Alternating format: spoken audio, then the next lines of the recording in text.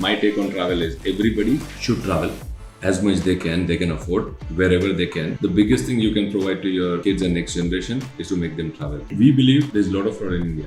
Trust me, it's one of the safest places in the world. Trust me, the OTP is a lifesaver. Companies are not in the business of philanthropy. The company's prime purpose is to make money for their investor while doing the right thing. The moment you say balance, right? So you're saying work is on one side and life is on the other side. They are opposite of each other. That is not true.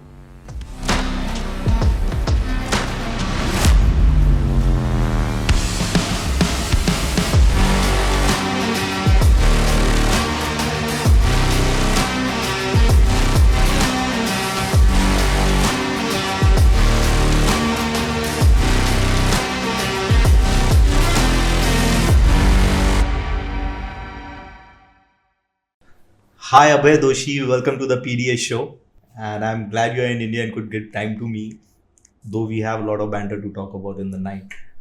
You cancel on my show. After 5:30, there was no option. My team was like, last night they were like, Arun ko jaldi sula dena. I know, but फिर भी क्या एक बजे ही भेजा मेरे को.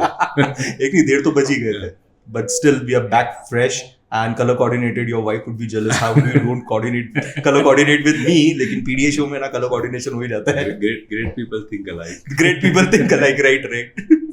So, baby, I'm really intrigued, and I've seen your journey of life, being your friend also, living in 7 countries and visited 54. 54. Wow. And counting. Really, you must be counting the layovers also, I guess. No, I don't. This is so what is visiting the country defined as? Stamp, visa stamp. Visa stamp. Okay, fine. Okay, that's a perfect definition of actually staying in a country then.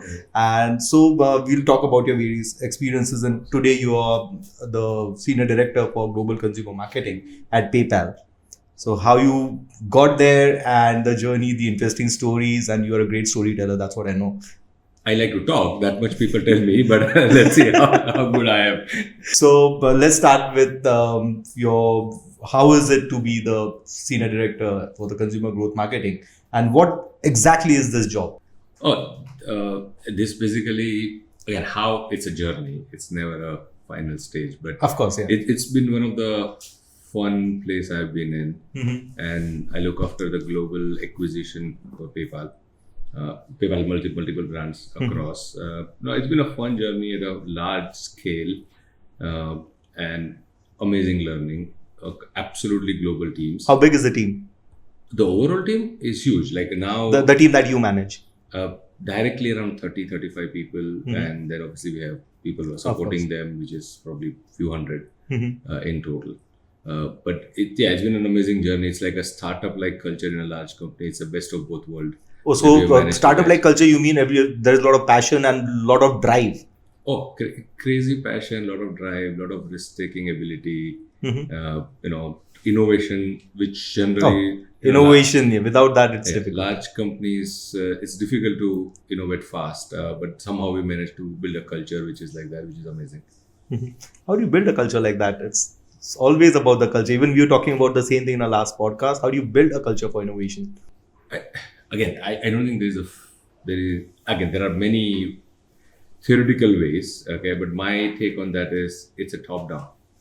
If you're looking for impact in the new world, there is no way you can continue to make a sustainable impact if you don't. Exactly, sustainable impact. And as long as you keep your eye on ability to make an impact, it automatically, and obviously you have to do a lot of other right things, which is ensuring that teams are encouraged, nobody gets punished. You should be actually getting punished for not taking enough risk. When somebody taking a risk, and if you fail, there should be no punishment.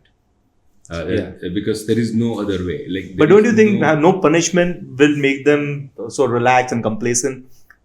No, you're not saying no. There is a punishment. Again, not punishment, but okay, there has to be repercussion, right? Yeah, I was like, what should be looked down upon is not doing anything.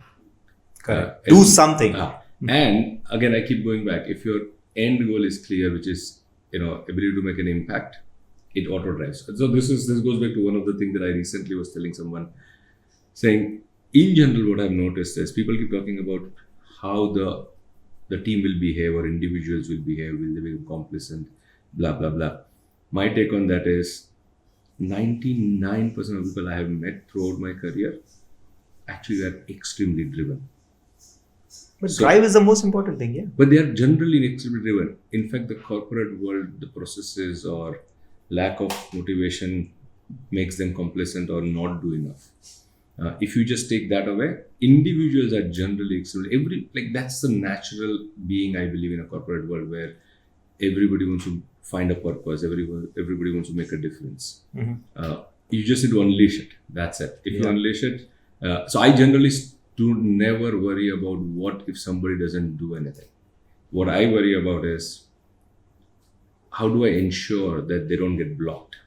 Right. If you allow that, I think it's natural progression. It will go in that direction. But when you talk about this, and since you have lived in different countries, the cultural diversity and the different humans at different places, how is it different? How did it give you different perspectives to handle humans in maybe China? So let's name the countries you've lived in. Okay, so you please share with us.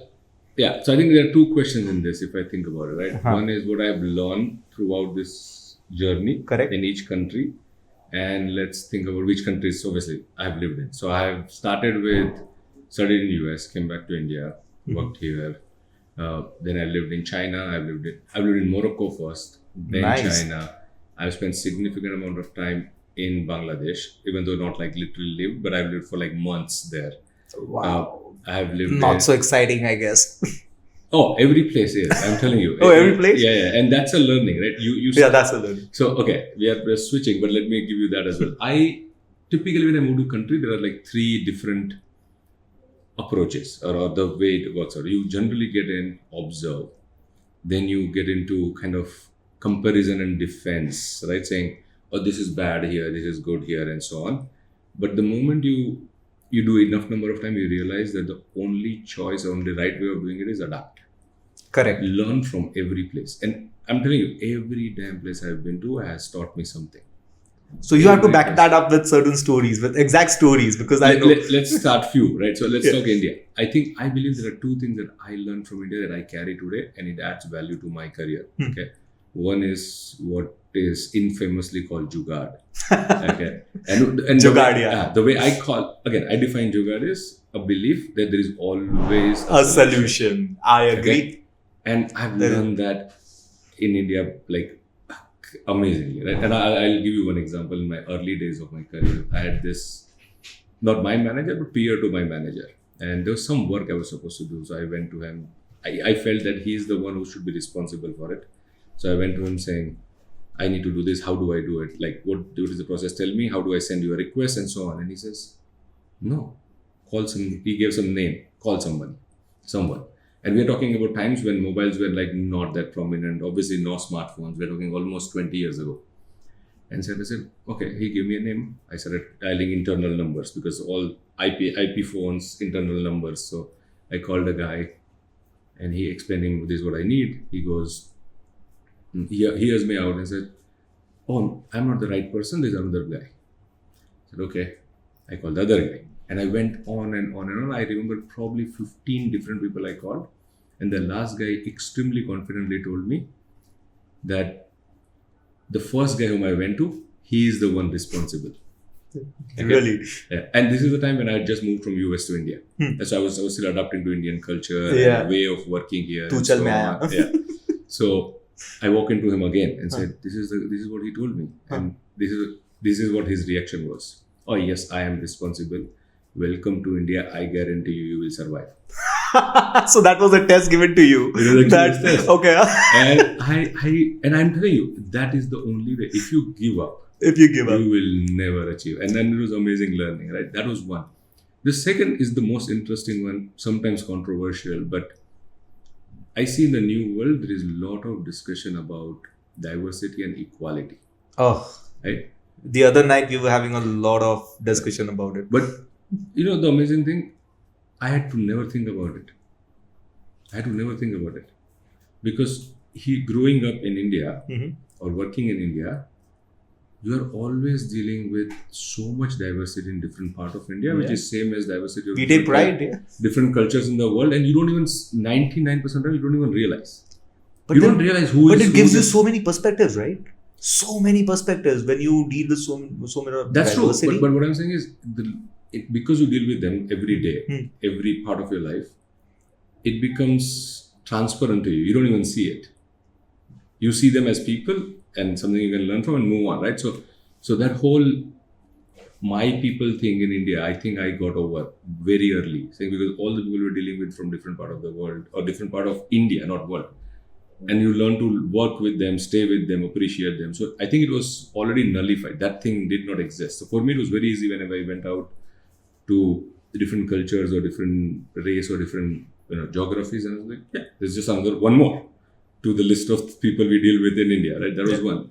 Even the second one was interesting. Like there's this lot of conversation I've been hearing for a decade or more now about equality between gender.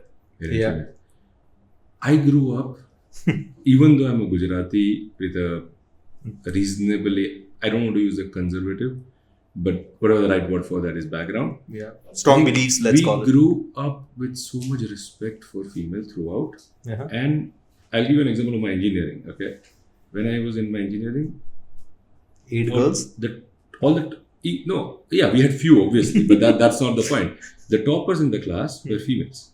In fact, I still remember there was a topper in my class. She was topper throughout and by like 4-5% margin every time.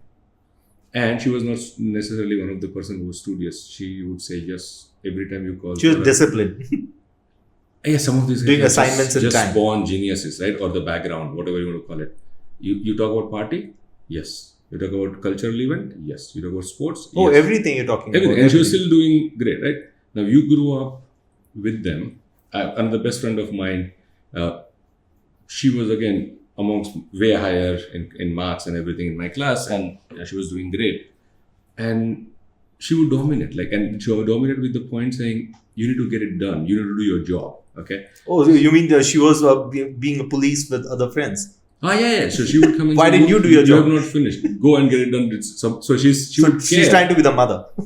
So she would care, but not help. She would force you to do it. Right? So these are the females I grew up around. And then you never had that problem that world has, right? You always, in fact, you grew up in an environment where people were more powerful or respected, both sides of the world. And there was not a challenge at all, right? It was nothing for me to learn from. I was like, no, I think I already know how to deal with it. And that's my normal being.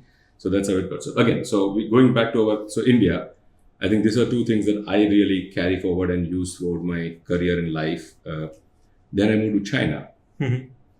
And I'm paraphrasing it in a new, tagline that I've been hearing, right? What Munish Pabrai says, Dhando is Bhagwan. Okay, Dhando is prime. They did business. I think they're very hardworking. That's one thing I learned. So there is no alternate to hard work. Yeah. The second thing I learned from is business is business. Business is business. Right. Chinese are so pro business. There is no emotion to it. There is just straight way to. There is no pretense to it. Let me put no it this pretense way. to it. Okay. Business job of the business to make money, and that's what we will do. That was great learning to see that hard work pays off. Yeah. So this was a time when you were in Huawei, and Yes. I remember you telling me one story when you went to the factory where 5,000 workers were sitting right there, and after lunch break, any of the 8 hours, you could not see a single person standing and going to any other table to talk. Which is a sight to see, right? So those are the stories. So please share that story with China, the discipline of work. I think before that, there's an interesting story in China. So they had a concept of afternoon nap. Oh, the Bapori like China, like Gujarat. Yeah, proper, okay? So even though it's an IT company, there was a proper lunch break. People would rush to take lunch so that you finish lunch in 10-15 minutes so that you get the remaining hour to sleep. Oh, so it's 45 minutes of break. You lunch, sleep, whatever you want to do. Whatever you want to do. Right? So people would have beds under their table. And everybody would even you got a bed or no? So this is how it started. And I grew up in an environment where afternoon sleep was a sign of laziness. Yeah, it's like losers do that, right? So I couldn't. So I kept working. I was like, fine, I don't need it. If people want to sleep, I kept working. मैं कुछ और करेगा काम. And then somebody complained to my manager saying, oh, he's making too much keyboard noise. And those times the keyboards were not that soft. Oh, Okay? are you serious? Someone is making too much keyboard noise. So we're not sleeping. Can you talk to him? So he came to me. I was like, okay, fine, I'll not do it. So I said, I'm going to go to library. Okay. And then I realized people who are really serious about their sleep, they go and sleep in library instead of sleeping. Are you serious? Okay. And then I was like, and again, as I was saying, right, you initially observe, sometimes you resist, and then eventually you adapt. And I said, look, everybody's doing, there must be something. Let me try. Let me try it. So you didn't wake up till the next morning? And that was my fear. So the reason Sure. I even though I wanted to adapt, I never did that because I was like, what if I don't wake up? Yeah. Everybody's looking at me. Yeah, you're like imagining everybody staring at you like this. That's exactly, and wake up, you bitch. exact fear I had. So I was like, what? So then I started sleeping with an alarm. Yeah. Okay, so that I know that I'm gonna wake up. But others, even they had an alarm or something? No, they had a perfect. But once you do Seriously? it, I eventually reached there. I would get up exactly at 55 minutes or 45 minutes when I But would wake did up. you start enjoying that? Oh man, I'm telling you, it is one of the best thing you can. I could never repeat it afterwards because The culture changed. So you keep adapting to new countries. So now they tell you need to play tennis after your lunch, you start doing that. So when I wake up, it almost feels like 7 a.m. My energy level is like back as if it's a morning. Oh, power nap does exist. Oh, power nap is a real concept. I wish I could do better, more places and more time, but it was amazing learning there as well. And then let's talk about which one. Dhaka was another place I learned that again all of us knew, but when you face it front hand and you see the value of it, it gets into your system and then becomes part of you. That the only way to do business or only way you can do business is if you have connect and network. Of course. That's a given. Look, we have heard this, but it was not necessary when you experience it, when it's I was different. younger or working in an IT company, right, or a telecom company. But when I went to Dhaka, I figured that the only way to do business is you have to. So you become a Mandoli Bacha. That's what you aspire to be. That's power broker is a power broker, right? So that's what I learned there. Then obviously Thailand was a different world. Thailand is where I learned how to be at peace and not always chase. I think those that mindset is very peaceful, contented mindset. Yeah, it was great. I've been to your house in Thailand, so you have, yeah, I've been there. And you showed me a good time. And you remember that is the time when I was doing 15 days Norway, 15 days Thailand. Right. Norway is another level. But at one point of time, you were even thinking of moving to Norway. Yeah, I was supposed to. I in fact saw the house. But then we decided to move to Singapore. Something else happened. We moved to Singapore. So that's how we moved. But Norway was another one I learned everything about equality, and they would say that I learned. Okay, you have to. Just being that place for a few weeks takes you one level up, notch up. But it's one of the most expensive countries to live in. But I think that's just the least interesting part of Norway. The most interesting part of Norway is the genuine belief in equality and do the right thing. It is so genuine. So it's like more or less like Japan. Oh no, this is different. Japan also. Have you lived in Japan? No, I have traveled. Japan is awesome, again very unique. We'll go on for hours on it, but Norway, for example, their belief in equality between every human is genuine to the core of it, like literally to the core of it. Okay, I'm going to give you one incidence. How much, right? And because it's not just gender equality; it's all form of equality, and that's where my vision expanded and opened up, saying no, equality has a different meaning in different part of the world.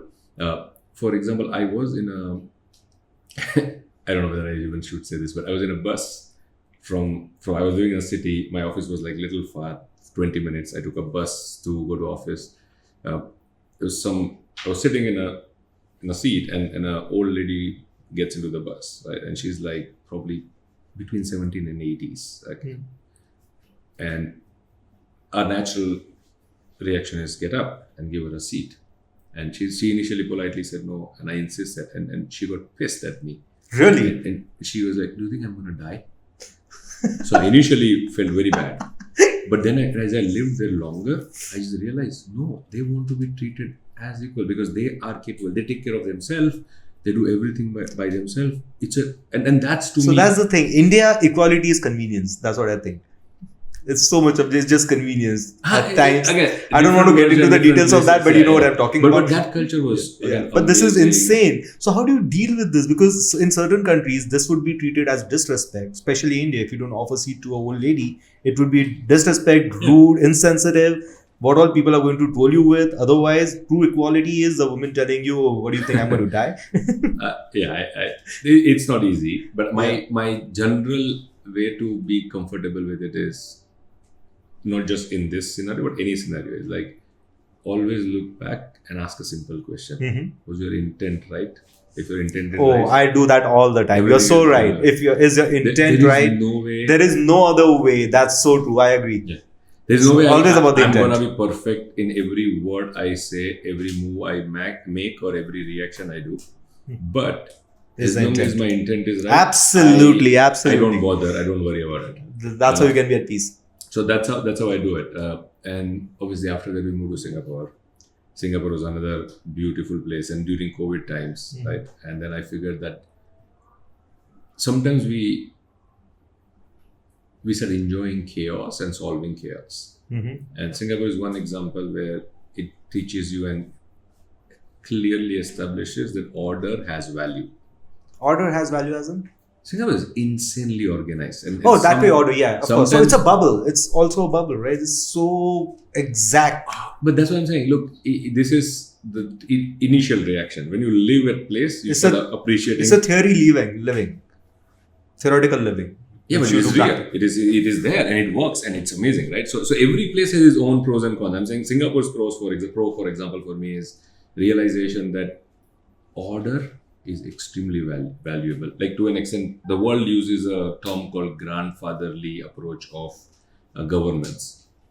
And sometimes people talk about it as a negative. I was like, no, what is wrong? It works. It's amazing. Okay. Yeah. Would you mind having a grandfather in your house who cares about you? No, I wouldn't. And that place was COVID when the whole world was burning. Had the lowest, like 1 case a day. Okay. They had strict control, I remember. And that's where my challenge is, right? People talk about strict control and look at the negative side of it. I look at the positive side of it, saying they managed the best results in the world, right? Yeah. Oh, amazing. Right? So order not sometimes, like there's another way of doing things which is absolutely orderly, which is my learning from Singapore. So, and it's a mix of all, right? Every situation requires different approach. Some situation requires order and it works. And you have to mix it up. You have to have an order, you have to have flexibility, but do not get stuck to only order. Do not get stuck. Exactly, is the approach, right? So when I look at your journey, that one thing that really comes to my mind is when we talk about exposure.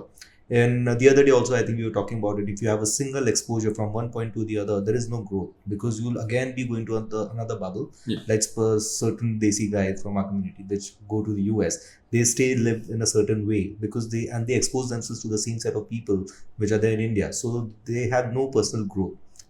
Travel, look, again, going back to, because we're anchoring a lot on travel. My take on travel is everybody should travel as much they can afford, wherever they can.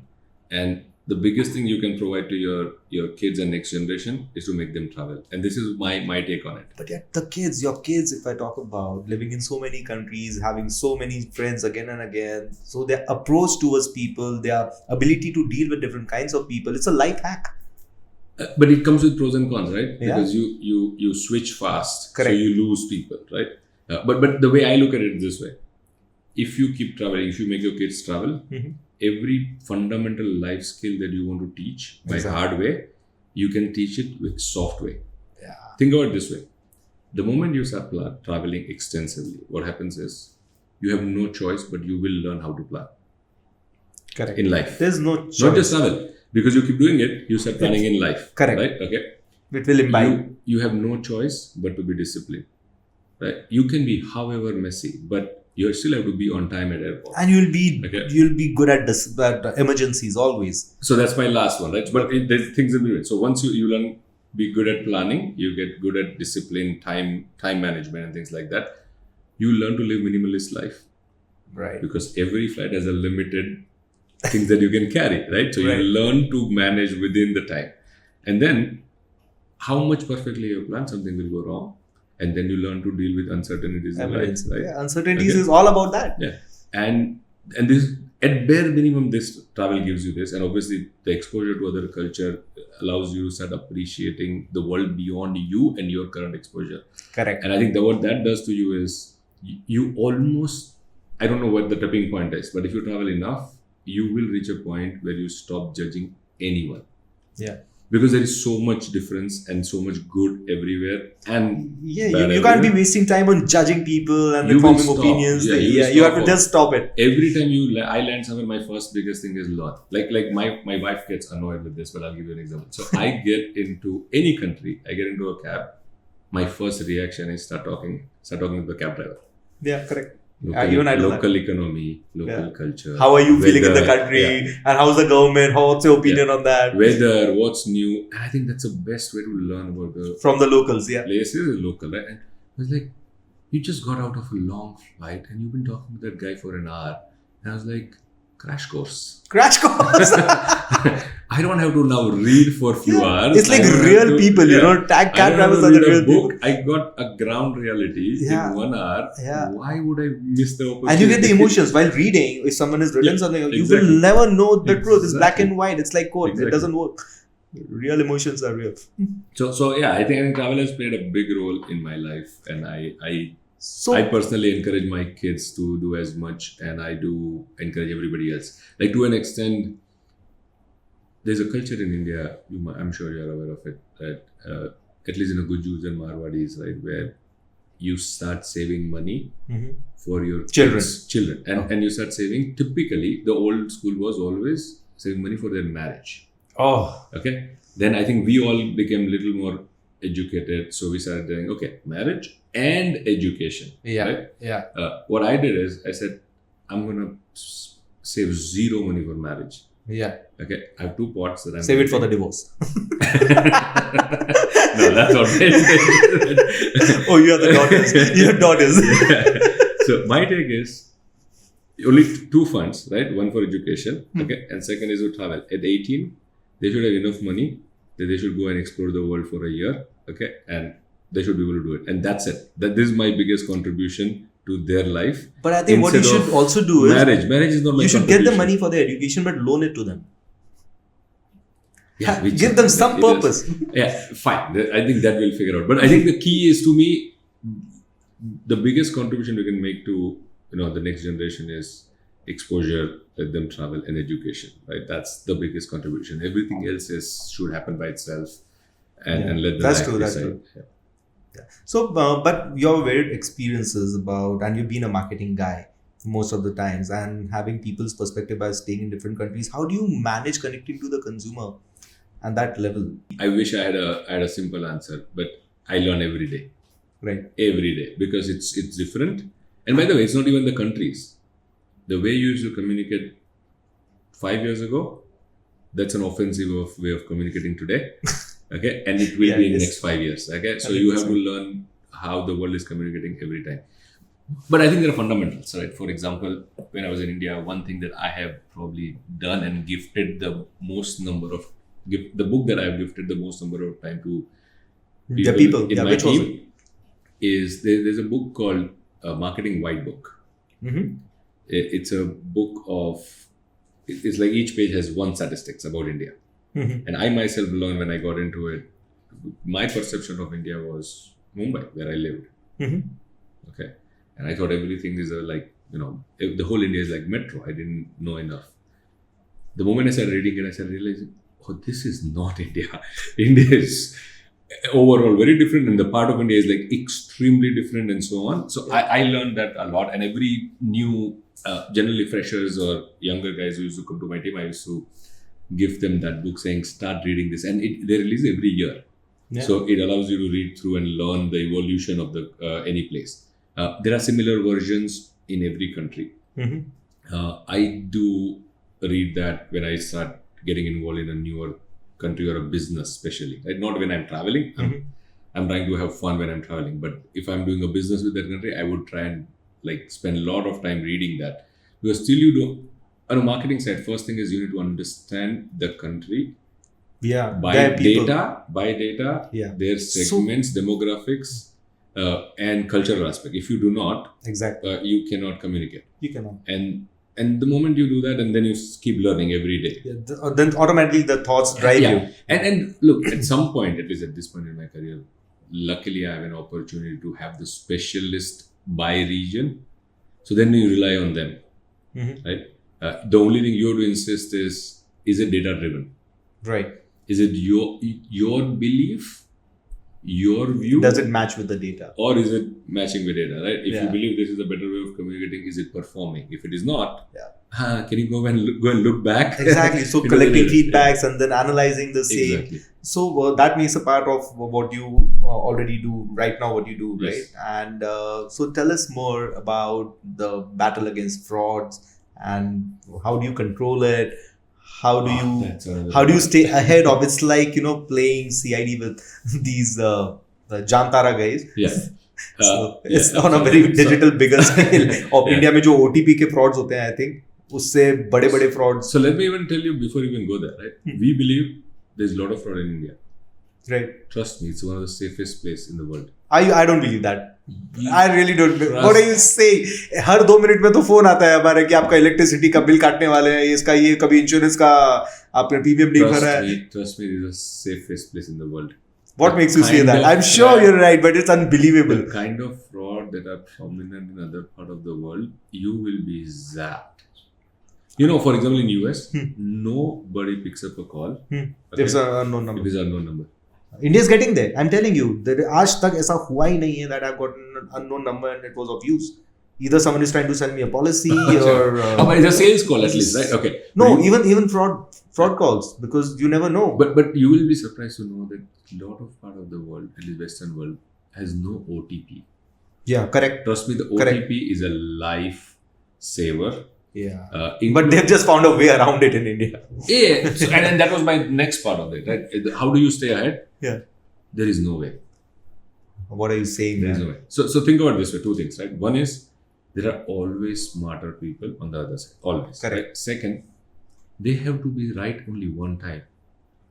Yeah, that's true. You have to be right every time. You are protecting, right? So again, I don't mean you live with it. You have to have the teams which are continuously monitoring, keeping up with the trend. You have to keep investing into making it, safer. But they are always ahead. Like we have done.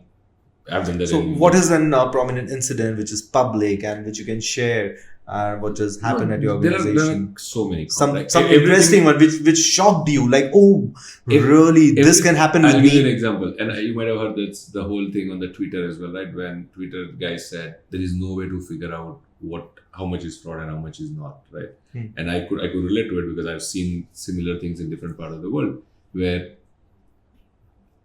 So, for example, there's a concept in Western world where you can get a VoIP mobile number, okay, right, at no cost or like a few cents, okay. There are smarter people who have figured out to buy a million phone number, okay, and if there are incentives going on, they would create a million account. Wow. Okay. So if you want the incentive on opening the number of accounts, so they open up millions of accounts. Millions, okay, and this is happening at different level. Like there are people who do it for the advertising money because Correct. that's a performance indicator. Correct. There are people who do it for different purposes, and they create millions of accounts by click of a button. Okay, India, you saw the SIM farms, right? Because India is safer, you cannot get number easily. True. Then they have found a more harder way of doing it, which is SIM farms, and there are other places like people will move even further. There are emulators, right? Phone emulator softwares, and so they keep doing newer things. How do you identify them? No, so I think there are extremely smarter team with new data. So again, you have to invest into risk mitigation. There are people who are really good at it, do this for living.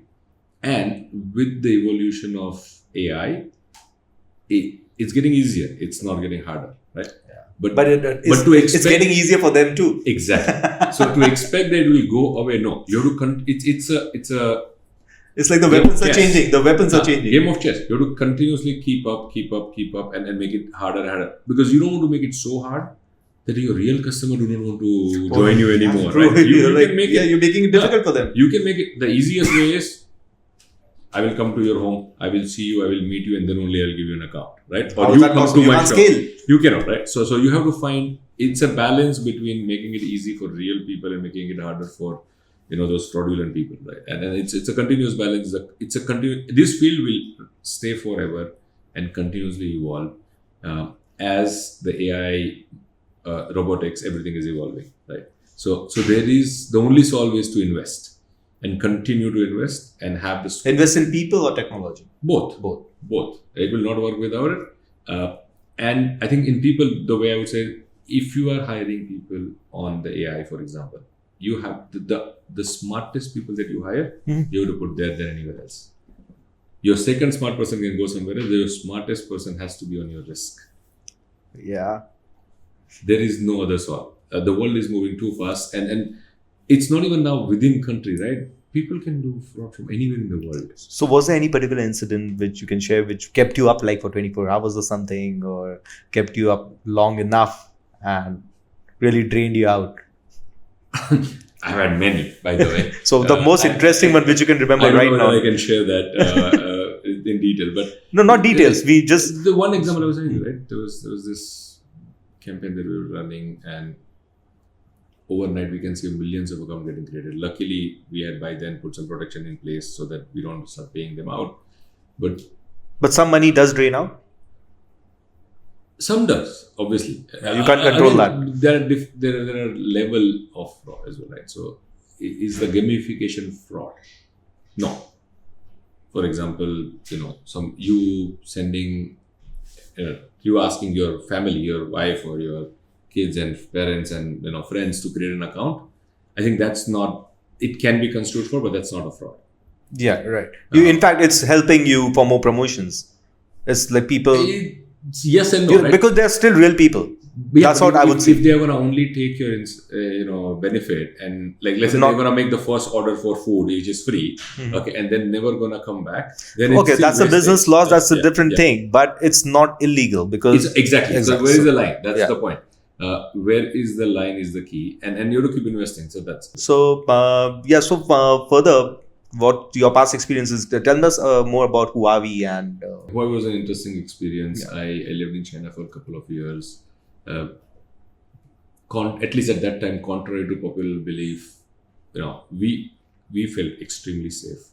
We would come home at like 12. Kavita would travel alone and come at like 12:30 in the night, and never felt unsafe. Like Mumbai, that's what we are used to, right? Or Mumbai, Delhi. you don't. At least not what I've heard of Delhi, but yes, like Mumbai, like you travel alone, male or female doesn't matter, and it's pretty safe. At least at that time, I was extremely impressed with the pace of development. Like every few months when I go back, you have new road, new infra, and I can almost see same now in India. Every time I come, there is something new. And the pace is amazing. But what is the kind of mindset that you see changing, and how the world is talking about the India story, and even we discuss a lot of it with youngsters and a lot of developments which is going on in India. It's an extreme optimism is what I see outside and inside. Okay, everybody I talk to is looking at like how am I going to double everything that I do, my growth in like 2 years, 3 years. Yeah. So extreme optimism. Everyone is talking about scale growth. Efficiency is another thing. Suddenly, I almost feel at some point, early part of my career when I was looking at the Western world, and I would have this feeling saying, "Yahan to kuch nahi hoga. This has been, messed up forever. All the systems were broken. Too much corruption. Right? That's how I look at it. You look at the Western world and said, oh, that's the right way of doing things." Suddenly, when you look back now, I start seeing other way around as well, right? Saying, oh, the digitization, the pace of change, the flexibility of doing business, the service industry, it is unbelievable the way it is. In India, the digitization and service industry, I think digitization, US is so much behind. Not just US, most of the countries, right? UPI has changed India. UPI has really changed India. Everything is mobile is everything. So fast and so efficient, right? Suddenly you look at it and you say, the rest of the world needs to learn this. This is how it is done. Thanks this to is how Modi. it should be done. So there's an extreme optimism. And I think I can see one more thing which is amazing is self-confidence. And look, self-confidence for people who are consuming, who are in the business, it comes from the business growth itself. Fair point. There are other people who are just consuming narrative in media, and obviously it influences you like any other media, and you feel it. But where I get very happy about is I see a self-confidence in the younger generation who is not consuming as much media, okay, who are not in the business to see the growth by themselves, right, change. But I see them super confident about their future, the optimism in them. Really, but don't you think they really digress and they are too much of diversion with looking at YouTubers? And what is your advice to these young generation that? Look, there is, but everywhere, and where it is not, right? Everywhere in the world you go, there is this generation which is whose brains are getting completely messed up by TikTok and YouTube, TikTok and Instas of the world, right? But it's a fine balance as well. But is everybody like that? No. I see extremely motivated kids, extremely aware kids, self-aware kids, right, here as well. And the percentage that I see here, I think comparatively it's way larger than before. Like when we grew up, we didn't have this much exposure. We didn't have so much confidence about our future, about plan. Now the kids have exactly same knowledge as anybody else, probably more knowledge than anybody else. And more information for sure. Yeah. And when I say knowledge, about the world now, right? Saying how the other countries are, how the other places are, how the business is done, how the other cultures are. Like, look at the whole Korea, the music scene here, right? Yeah. The way it has picked up in India is just amazing. How many people, when we grew up, knew Korea? Apart from a country and now it's all about Korean series, Korean food, Korean cosmetics, Korean surgeries. Exactly. And this is the real globalization, right? Best from anywhere would come and people will adapt. Okay, because now there is no more barrier of knowledge or information, right? Yeah. So that's. But what to do with the information is a challenge with kids. So how do you guide them? How do you tell kids that what is important? They think, yaar, YouTube dekhne se YouTuber nahi bante yaar. The self-motivation we are talking about. I agree. So first thing, I at least when I see extremes, I try to explain them how many people really make money in being a YouTuber and how many fail, right? Most of them do not understand the ratio is less than 1% to 99% failure, making $0 out of it, right? So they don't understand. So success, chances of success is either equal or lesser than anything else you do in life. Yeah. So that's one part of it. The second big, this is a hack and experiment that I have done. Okay, you can use.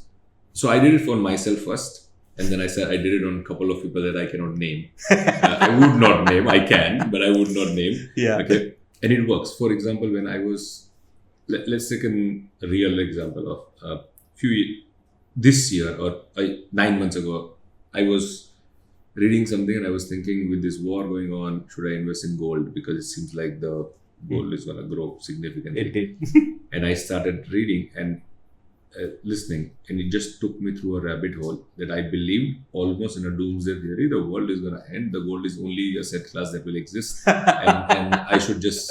So the content that it started showing you was all around it took you to a point that you see it so much from different people, different. That you're just having a FOMO, not doing it. Keep creating belief, and makes it so much belief that it almost takes you saying sell everything and just go and invest in gold. Luckily, one day CTA. And luckily, I did not do that, right? And I just realized that, okay, there's always two sides of the story, right? So what I started doing is I started asking a question which is in reverse. And this is in my mind, learning to talk to machine or train the machine. Train the machine. So you started training machines. So I started training, let me ask a question on the other side. Why gold will crash, okay, or not grow? And I started reading both. Yeah. And then my whole timeline and everything started becoming balanced. I started doing that on Twitter because Twitter, there are a set of people I used to follow. They have a strong opinion with enough rationale, okay, logical, and then people who I really think are smarter, with great intellect. But I was following one type of people, and I just realized, this is giving me only one side of the story. There has to be other side of the story. So I started picking up people on the other side. okay, who are still intellectual, whom I believe they're trustable, and said I'm going to follow both. And when I look at my timeline, it's way more balanced and gives me both sides of the story, and then I have to take a decision based on the information that I have and my belief Correct. system at that point in time. And I could really see an improvement, right? Like it's not making The feed changed. It completely changed. It adapted beautifully. It's not making me angry on the other side of the story now because I see both and I understand it. And I said, okay, the both of them have rationale. They have the reasons. I as a person has become a particular being, and I prefer, let's say, on the left or on the right, and not in the left and right of the political left and right. But I'm saying true opinion, and I choose on both sides sometimes. For some topic, I prefer this one. Some topic, I prefer on the other side of opinion. I was like, fine, and it works for me because that's my belief system over a period of how I have grown up. And then I said, wow. So with an information overload, okay, two things can happen.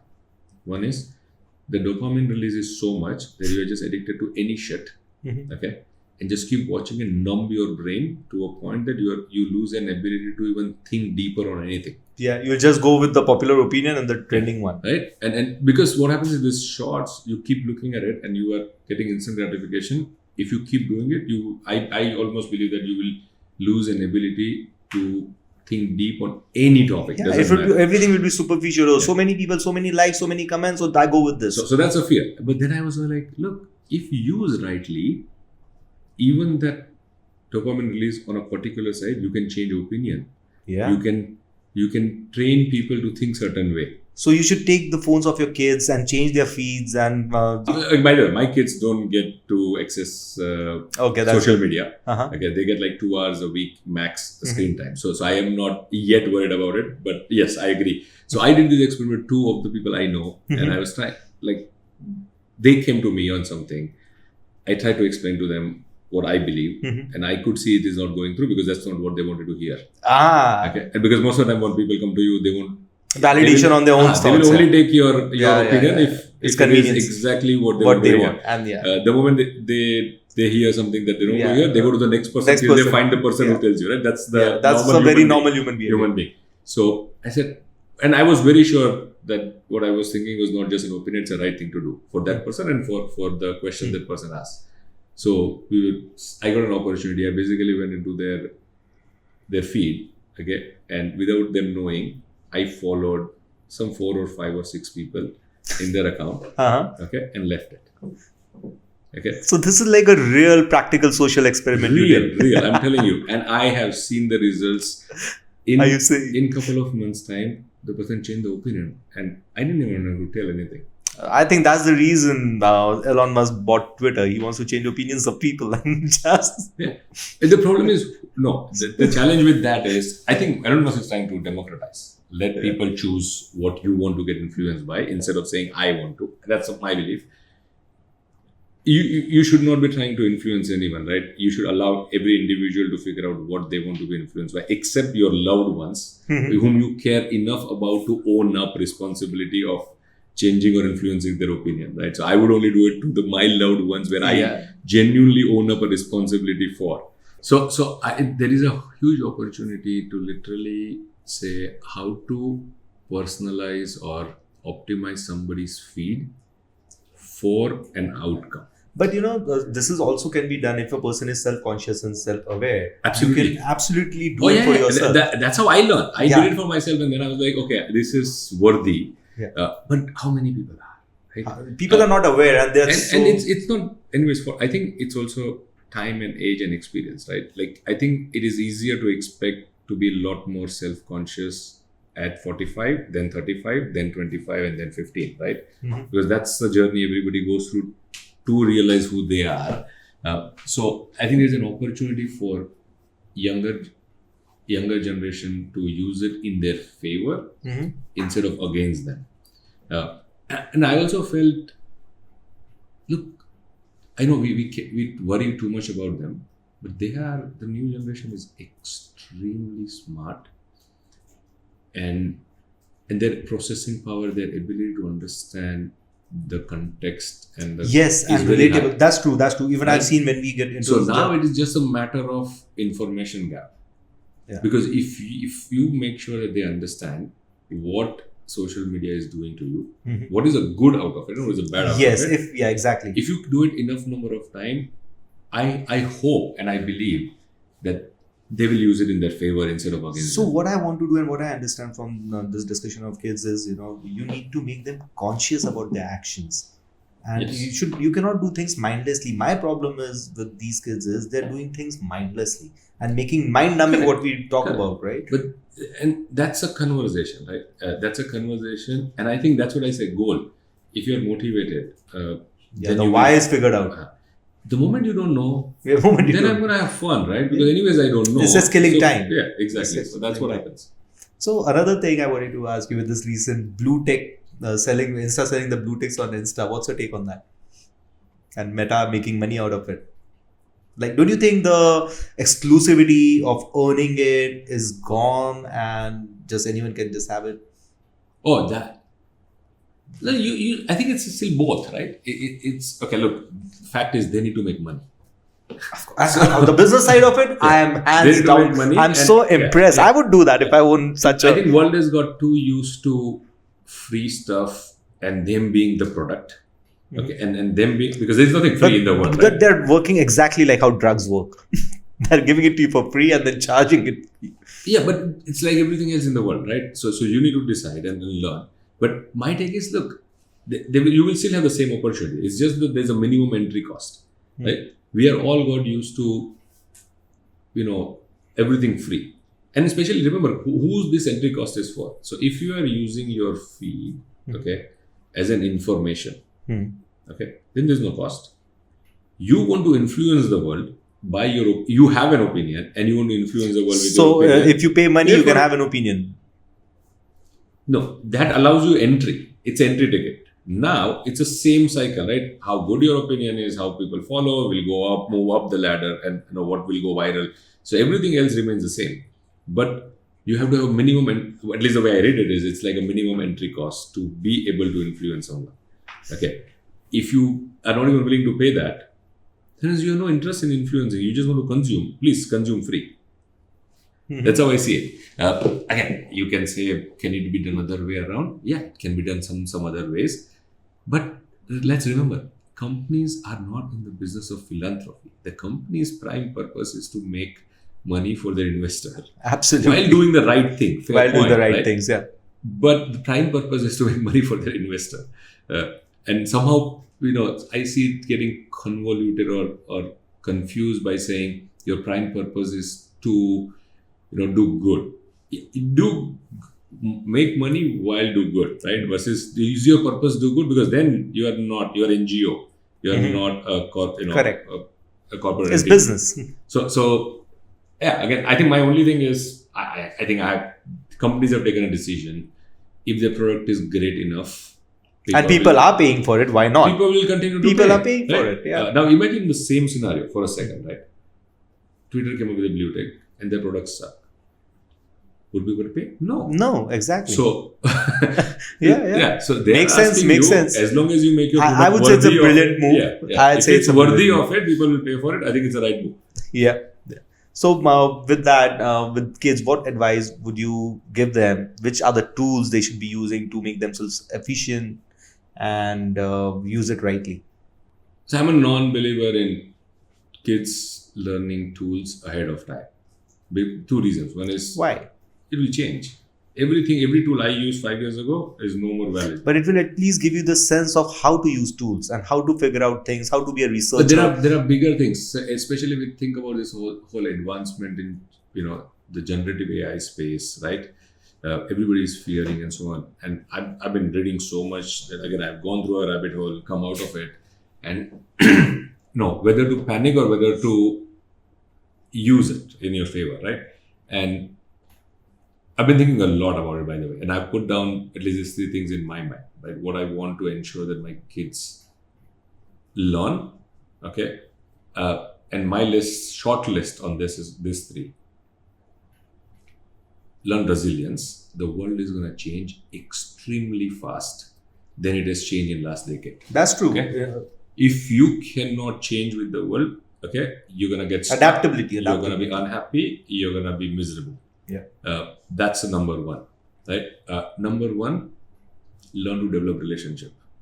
This new world is not giving an opportunity for kids to learn how to develop relationship, how to nurture relationship. The Chinese have kept that alive, right? You want to share those stories? No, I don't. Because the real human relationships, okay, in all these ups and downs in the world that will go on, is going to matter the most. Absolutely. Okay, you are going to need that set of people whom you depend your life with, okay, or you feel, yourself with. And the last one is find a passion, because nobody can predict. Again, you can predict. There are some things that are very well known that certain type of jobs will completely vanish in next 10 years. It will not even exist, right? Yeah. We know it. But the new job's going to get created. Now, Yeah, like prompt engineering. yeah, prompt engineering is my favorite topic. Yeah, you're talking about it in I keep last telling podcast. everyone, everybody needs to learn how to talk to machine, and prompt engineering is It's the so new interesting, language, right? New मतलब, language to talk to machine. You know what? It's similar to prompt engineering. किसी को organization में बोलते थे उसको समझाने के लिए creative brief लिख दे, email लिख दे. What is that? You're just writing your. किसी को समझाना तुम्हें क्या काम करना है, and that's why marketing agencies, they are like, now the client will be forced to give them exact mandates, because what keeps on happening back and forth, right? ये बोला था, ये नहीं किया, so you have to keep doing iterations. That's similar to prompt engineering. Correct, but now the good part is it is not person dependent. Yeah. So let's say you give a brief to somebody and you give a correction. I don't like this type of color. Unless a particular company gives a brief, and when that person leaves or some other person comes, that information is lost. Now, the moment you start training machine, the machine never forgets. Yeah, it's documented. So it's actually, there. Actually, it will start becoming more and more perfect. But again, the point was, and the last one is find passion, because nobody still knows exactly what type of new jobs or roles or businesses will emerge. But one thing is still remains true, which has been true for, I would say, at least thousands and thousands of years, and would still stay true for next thousands of years, is you need to have a passion for something. If you find a passion in something, you will figure out what to do with it, and you'll be very happy, and you'll find excellence in it. That's the key. Not breadth. Breadth is gonna get. So I think there was a time when you knew a lot of things was important and required. I think the future is about, if you know a lot, great, but you need to be excellent at one precise thing. Then only you will have a great success. Otherwise, you will not. It is how I see it. Yeah, you have to be great at it, and you have to be constantly curious. But when you say passion, yeah, I call it being curious, because, but of course, it comes out of being passionate. Yeah. So if you're curious, you'll keep asking questions. Yeah. And that's exactly will keep helping you being innovative and going forward. Absolutely. Yeah. So anything else you would like to add with your, one thing is there, it's like about your work-life balance. That's what I would want to know. How does your wife cope up with you, and doesn't she call you like the data bank or Google? Because I know any topic that it's like a search keyword with you. I can throw it on you and you can talk about it. So, yeah, but that's just whom you have become. So on that particular first question, right? I don't believe in work-life balance. I think that's a myth. Oh, that's a big statement. It would take another podcast to talk about it. I think it's a myth, and it is used. What do you exactly mean by not believing work life? You mean only work, or work is life? No, what? Okay, the first biggest thing is the moment you say balance, right? So you're saying work is on one side and life is on the other side. They are opposite of each other. That is not true. True, but it's about giving time. Yeah, but that's different, right? That's prioritization. Yeah. So, because both impacts each other, there is no way you can keep doing shitty work, okay? Less hours, but shitty work that you are not happy or proud about, and expect that you're gonna be very happy with your kids at home or very happy with your wife. You don't want to say that? Because if you're unhappy here, you will be unhappy at home. That's true. If you haven't, and the other way, you have the most great opportunity to make an impact, but your home life is bad. You're not going to be be able to contribute to the fullest, right? So that's the balance I'm talking about. But that's not balance, right? This is whole. So now basically what you're talking about is, as a whole, work and personal life, everything is important to you to feel happy. Another biggest thing for people to be happy is find purpose. Right? And you find different purpose at different point in time. You find purpose in work, you find purpose in your kids, their growth, right? You find purpose in intimacy with your partner, and all these are relevant purpose and all of needs to be fulfilled, but not necessarily every day. Exactly. Right? You figure out your priority. Today, I can do 2 of Not 8. every day. 2 of 8. Next day, I'm going to pick another 2 and 3 of 8. How do you don't leave anything on the table, right? Like, we are not talking about, the problem is when people think that, oh, you keep working and you just ignore your family. No, that's not what I, but I'm saying, you work on weekdays and but if you, for example, one day you have such an important work and you say, I cannot give you time today, I don't feel guilty when I do it because it was important. That's the support shown from your partner. It's an important, I see a purpose in it, I see a value in it, that's why I do it. At the same time, if one day my kids have a recital and I decide that I'm going to go there and I'm going to not attend few meetings, I'm not going to feel guilty either. I'm not going to feel guilty either, right? So at least the way I look at it is, look, I'm very passionate about making a difference to others, whether it's work, whether it's my family or beyond my family. As long as I'm making enough difference in a day, I'm happy. Yeah. Okay. That's what matters, because a lot of people, like, whether it's this many hours, that many hours, I think it's a personality type, right? Like, I live and I find all my energy out of passion. So I'm a passionate person. There is nothing that I can do which is balanced. Even when I spend time with my family, it's not like the typical definition of balance is not balance, right? Like, weekends, I want to do so much with my kids. Again, like, I want to do so much at my work. Don't tell me they get tired. Oh no, Papa. Yeah. Why are you so free? Yeah. So that happens. Like, they when we go out, they're like, oh, you want to do all of it? Yeah. I was like, yeah. I've heard that from Kavita. I've heard that from your wife. Oh, Abhay wants to do everything. Yeah. So it's a pressure. You take work even. So but that's what I'm saying. It's about passion, right? Like, whatever I do it with as much detail I can figure it out, right? Like, so that's what happens. But that's a great approach. Even make the most of life. Yeah, exactly. Whatever you do, make the most of it. Yeah. So, and it's part of evolution, right? Like, experience everything. The biggest thing, mandatory thing about life, right, to me, is evolution. The moment you stop evolving, you're equal to dead. Absolutely. So evolution is mandatory, and that's what you do every day. If you're not growing, you're dying. You go. Yeah. Great. So I think it was a great conversation. Man. Awesome. I was not expecting it to be so long and smooth, but it was. Yeah. Thank you. So awesome. let's have some more time together in India till you're back to San Francisco and your place. Yes. Thank you for the show.